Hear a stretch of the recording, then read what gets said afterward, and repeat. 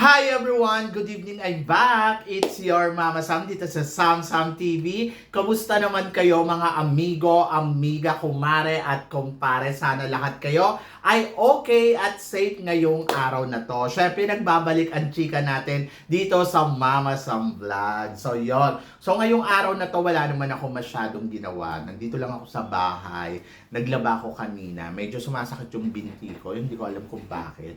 Pero dahil siguro doon nung nakarang araw nag-exercise kasi ako yung jumping na pag ganon. Tapos siguro napuwersa yung binti ko. Tapos siguro namaga yung muscle. Pagka tulog ko, pinulikat ako ng bonggang-bongga. Ang sakit, grabe. Alam mo yun yung natutulog ka, nagising ka dahil sa sakit sa pulikat sa paa.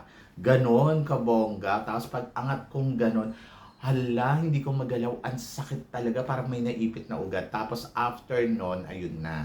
Pagising ko nung umaga, ramdam ko yung sakit. Sobrang sakit niya talaga.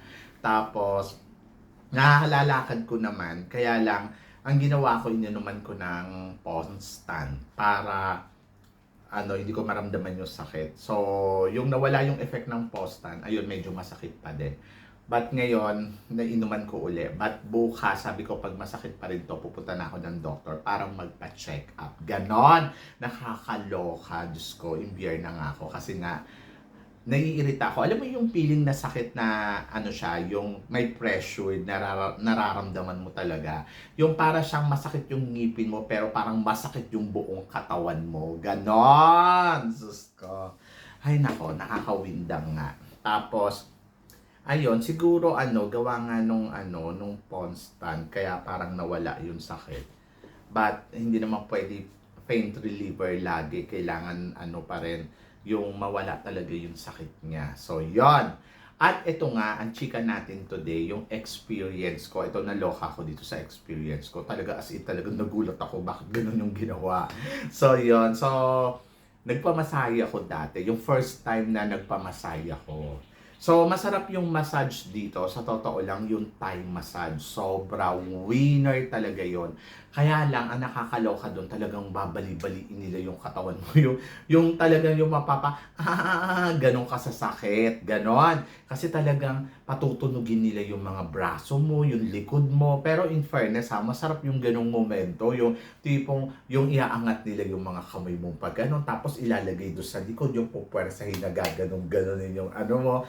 Ang sakit kaya nun, pero after nun, grabe, para kang maluwang yung pakiramdam. Yung para kasing na yung mga ugat, yung mga dugo, talagang dumaloy siya ng bonggong-bongga. So, yun yung purpose. Pero masakit talaga siya. As in talagang masakit kasi pinupwesa para kang tinitiklop na, alam mo yun, na papel na talagang ipoforce nilang itaas yung mga kamay mo, ganunin yung yung tas tutunog yung ganon. So, syempre meron kasi ako yung awareness na kapag yung ginaganon yung katawan ko, natatakot ako baka ma-injured ako. Pero syempre, dapat magtiwala ka sa nagmamassage sa'yo kasi aral naman yan. Tapos, so na-experience ko din dito yung oil massage. Grabe, ito talaga, naloka talaga ako dyan sa oil massage na yan. Kasi never naman ako nagpapamasahe sa Pilipinas. So, pagdating dito, mas nagustuhan ko yung mga massage, yung mga Thai massage. Kaya na kasi sa Thai massage, syempre pasusuotin ka nung Thai dress na gano'n. Yung Thai na damit na pang-masahe talaga. So, papalit ka ng damit. Pero doon sa sa oil massage, medyo nakakaloka yun kasi nakahubad ko talaga. As in, nakahubad, nakatapis lang, wala kang saplot. So, tuwalya lang. Tapos bubuhusan nila yung likod mo ng puro oil.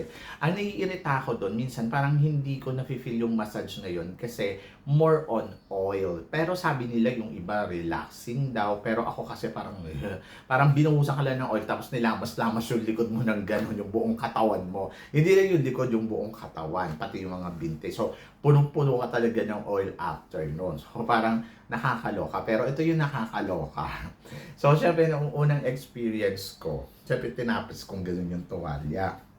Tapos, sabing gano'n, mag-shower po ba kayo? So, dito naluloka ako. Minsan parang after mong masayihin, doon ka nila sasabihin na gusto mo ba mag-shower. Di ba dapat nga hindi ka mag-shower kasi baka mapasma ka kasi kakang masahe lang sa'yo. Pero sabi nila, masarap daw yung feeling na minasahe ka, tapos mag-shower ka. hindi ko pa naman siya na-experience, pero sabi nila masarap daw talaga yung pakiramdam. Ito na. So, pagpasok ko dun sa sa room, yung kasi 'di ba room by room 'yon. So, pahigain ka nila. Siyempre, sabing gano'n, tanggalin mo yung damit mo. So, ikaw naman tanggal, tapos nakataps ka. Pero naka-underwear ka pa rin. Diyos ko, naloka ako. Biglang hinubad yung brief kong gano'n. Yung alam mo yun, dinumukot yung gano'n, tapos hinubad yung gano'n, tapos tinanggal niya yung tuwalya. Siyempre, nahiya ako. Parang, ano ba, hindi naman kita kilala. Makikita mo yung katawan kong hubod-hubad, gano'n. Diyos ko, nawindang talaga ako ng bonggang-bongga. Tapos, ayun. So, syempre, tatapisan na ka naman nila ng tuwalya. Pero, syempre, yung iba talaga, may na-experience ako na talagang tinatanggal nila pati yung tuwalya. Tapos, nakatuto ka sa aircon. Kasi aircon yung loob nun. So, lamig na lamig kang gano'n. Tapos, mamasahin ka ng gano'n ng oil. Syempre, yung pagdating sa lower back, yung dito sa may bandang ayun na. So, naramdaman nila naka-underwear ka pa, naka-brief ka. Bigla ba naman tinanggal na gano'n, pinahubad sa akin. Actually, buti sana kung talagang naramdaman mo talaga, hinubad niya. So, ikaw naman, tinaas mo talaga gano'n. Pero, nung una, yun, syempre may reaction ako na parang, ano yan, ba't mahubad rin yung brief ko? So, yun, kaya ang pinipili ko na nagmamasahe sa akin, lalaki, ayoko ng babae. Kasi, di ba, pag babae, parang nakaka-windong naman, no, di ba? So, yun. Tapos, ang mamasahin nila talaga, yung dito sa may bandang balakang mo, ayun, mamasahin nila ng gusto. Yung pababa, syempre pababa doon sa may puwet mo. Yung pisngi ng puwet mo, malasin, lalamas-lamasin nilang ganon. So may temptation na magaganap. Syempre, di ba? Kasi parang, ano ba yun? Ano ba nilalaro-laro mo? Doon sa yung mga, yung sa gilid-gilid ng, yung binti, di ba? Yung may mga singit-singit na, padadaanin nila yung kamay nila doon. So talagang makikiliti ka talaga ng bonggang-bongga doon. Talaga nung first time ko, hindi ako sanay, nagugulat akong ganon. Saka, iba yung pakiramdam, di ba? So yun, so nawawala yung concentration mo doon sa pagmamasahe. Mapupunta doon sa, ano ba kinakalikot nito sa katawan ko? Ganon. Sabi nga nung ni Ann, yung friend kong Thai, sabi gano'n, alam mo ba, nagpamasahe din yung boyfriend ko doon daw sa may massage na yon. Sabi ko, oh, maganda magmasahe dyan.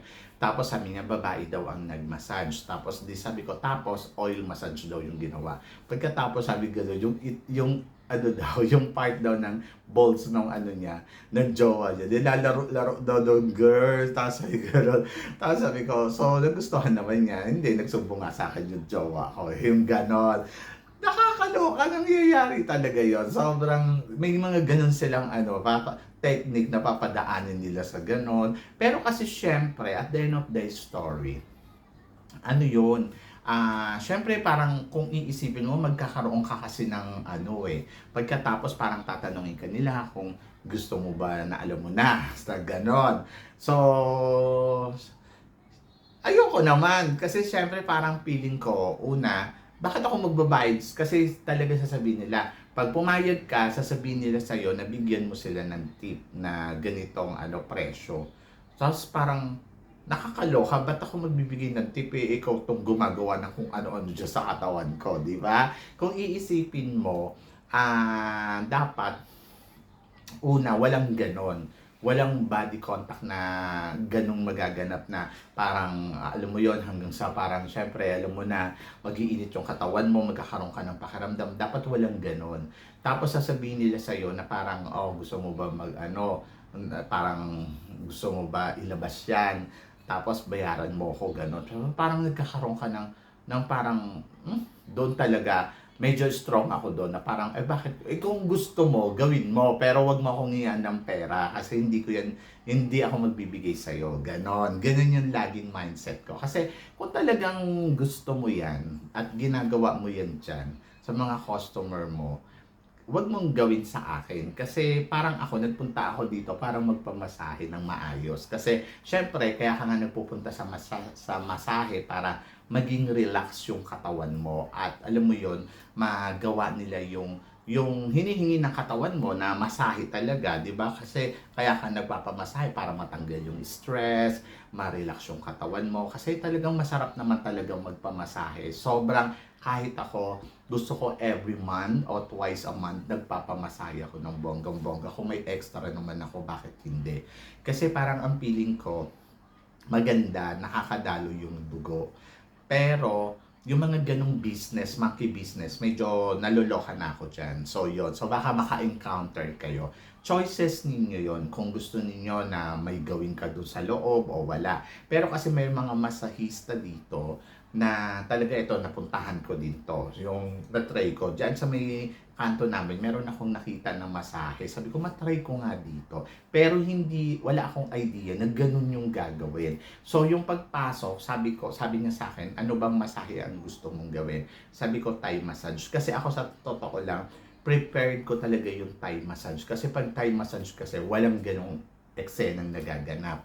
Plus, nandoon na talagang masasarapan ka. Kasi after naman nung sakit-sakit na binali-bali nila yung mga binti mo, tinaas-taas nila yung mga binti mo, after nun, in fairness naman, wala ka talagang mararamdaman na sobrang ang sakit-sakit ng katawan mo. Magiging feel good ka talaga, lalo na kinabukasan, sarap ng tulog mo. So ako, mas gusto ko yung Thai massage. Pero ang pinaka naluloka ako, dito nga sa pinuntahan ko dito, sabi ko, Thai massage. Tapos dito sa may bantang puson ko, bigla niyang pinisil na gano'n. Nagulat ako gano'n kasi never ko naman na-experience sa mga nagmamassage na gano'n, di ba? So pinisil yan gano'n. Tapos nagulat ako. Tapos sabi niya sa akin, sabi niya, just relax, sabi ko. Kasi parang bigla mong hinawakan yun doon sa may part ng ano ko. Tapos bigla mong pinisil.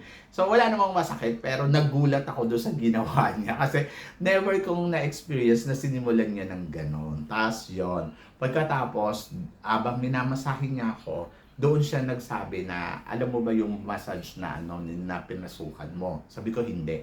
Tapos ayun naman pala, may ino-offer talaga silang mga ganon. So ang offer nila is parang magbabayad ka ng siguro mga 1.5 kasi sabi nila yung masahe ganito, tapos yung presyo nila ganito, pero gagawin nila kung ano yung gusto mo. Pero bawal lang silang pasukan. Yung mga ganon. Sabi ko, sabi niya sa akin, gusto mong ba i-try? Sabi ko, hindi. Pero syempre habang minamasahin niya ako, tinatanong ko, gano'n ka na makagaling, magaling ka pa? Sabi niya, dapat matry mo yan, subukan mo. Doon mo lang masasabi kung magaling ako o hindi. So, ako naman parang, hindi ako nag-a-attend kasi parang feeling ko, ayoko kasi talaga ng gano'n. Yung parang, gagawin mo yung isang bagay dahil binayaran mo siya. So, ayoko talaga ng ganon. So, hindi ko talaga sinanay yung sarili ko na magbabayad ako para lang sa ganung bagay. So, yon. So, gusto ko, ginagawa mo yun dahil nagandahan ka sa akin o nagustuhan mo ko or gusto mo matikman ang katawan ko. Charot. Hindi yung parang gagawin mo yon dahil gusto mo na gusto mo ng something para makakuha ka ng pera. So yun, ayoko talaga, hindi talaga ako masaya. Kahit doon sa Pilipinas may mga barber ako napapasukan, hindi ko talaga siya binabalikan kasi parang hindi ako yung tipong tao na magpapakahirap magtrabaho para lang bayaran ko yung ganito at suportahan ko. Kasi parang feeling ko wala siyang pinagkaiba sa isang sugal na parang pag nahook ka, hindi ka na makakalabas. Ganon. So, para siya kasing sugal na kailangan mong tumaya para makuha mo yung pero ako, mas natutuwa ako sa sarili ko lang hindi naman siya nagmamalinis ako. Natutuwa ako sa sarili ko kasi yung control ko sa mga ganon, wala talagang malakas. Hindi siya yung katulad na parang sasabihin mo, magbayad ka ng ganito, walang ganon. Tapos pangalawa, hindi ako nag-a-attempt na siguro para lang makabayad ka ng tawag dito, makakuha ka lang ng gusto mo, bayaran mo yung parang ganon. Kasi parang feeling ko, mas gusto ko kasi yung ginagawa na pumunta ka sa akin dahil gusto mo ko o gusto mo akong makilala o gusto mo magkaroon pa ng malalim na relasyon more than doon sa may gusto kang makuha at gusto mo makuha yung gusto mo. Ganon! So yun, so sinare ko lang tong experience ko na nagulat talaga ako doon sa ginawa sa akin. Anyway, so wala naman nangyari kasi nga tulad nila sinabi ko, sa lahat ng una, hindi naman sila mamumuwersa. Kasi walti ka naman nila pupwesahin. Pag sinabi mong ayoko, wala naman magagawa.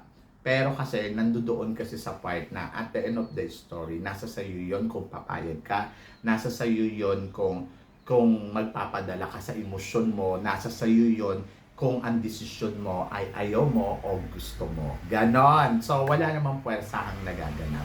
Basta, meron lang silang temptation na gagawin sa'yo.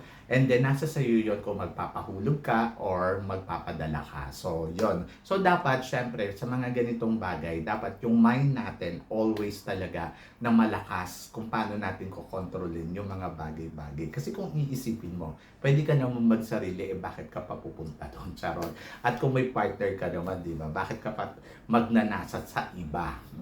So, yun. So, sana nagustuhan mo ang kwento ko at sana huwag mo rin kalimutan na mag-subscribe dito sa channel natin. So, click comment below para at least malaman mo naman kung ano naman malaman ko naman kung ano naman ang opinion mo dito sa mga pinag-uusapan natin. So, guys, maraming salamat sa suporta at pagmamahal na binibigay ninyo dito sa Samsam TV. And then, of course, sa mga hindi pa po nakaka-subscribe, please don't forget to click like and subscribe my channel. At i-click nyo na rin po ang notification bell para updated kayo. Syempre, sa aking mga chika. Sabi nyo ganon, always keep smiling and always think positive lang. Walang imposible. Magtiwala lang tayo lagi sa itaas. So, guys, hanggang dito na lang. Hanggang sa muli nating chikahan. See you next time. Thank you, guys.